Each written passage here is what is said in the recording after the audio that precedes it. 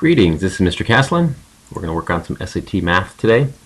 This question comes from SAT Question of the Day, which is a College Board website. It's also a smartphone app that you can load onto your smartphone to practice SAT questions on a weekly basis. Okay, this is a word problem. Yay, everyone says word problems, we love them.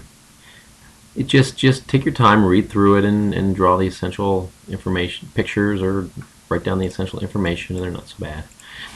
Miguel is 180 centimeters tall. Okay, at 2 o'clock p.m. one day, his shadow is 60 centimeters long. Okay, so Miguel is 180 centimeters tall, and his shadow is 60 centimeters long. So what's happening is the sun's coming down at 2 o'clock at a certain angle, so basically this is a geometry problem. It's forming a triangle.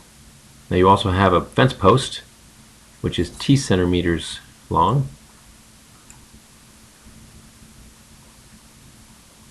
and it's forming a shadow.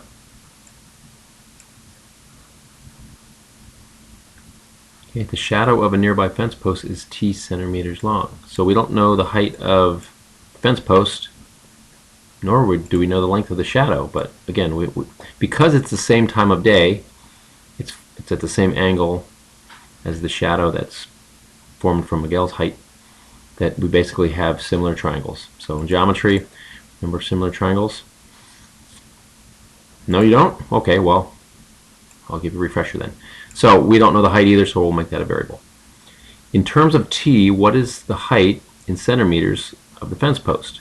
So in terms of t, what is the height in centimeters of the fence post? When they say in terms of a variable, it means that the height is going to be, we won't know the exact height, it means that the height will have the variable t in it. So here are all the answers, potential answers to this question. Notice they all have the variable t in them. Okay, if you're looking at this for the first time, go ahead and pause the video and I'll give you a chance to work it out. Alright, welcome back. For those of you that didn't pause, we'll keep on going.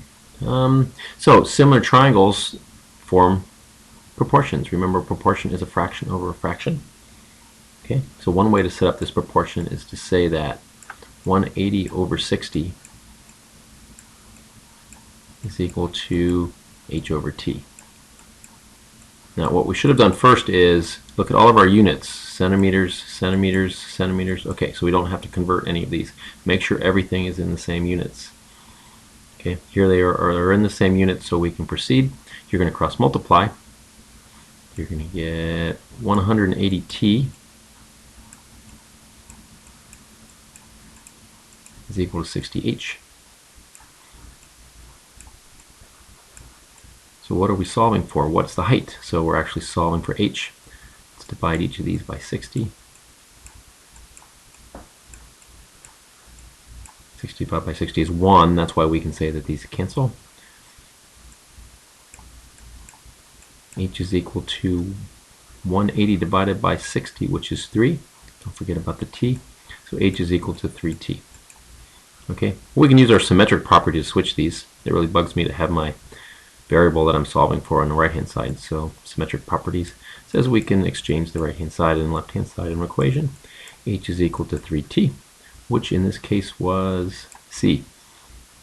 Okay, so the math in this is not hard. It's just interpreting the words, realizing that this is a geometry problem with similar triangles, creating proportions, and then cross multiplying to solve the proportions. If you didn't catch all of that, if this is a video, hey, stop it, rewind it, play it again, and hopefully it'll make sense the second or third time. So good luck on your SAT, and we'll talk to you next time.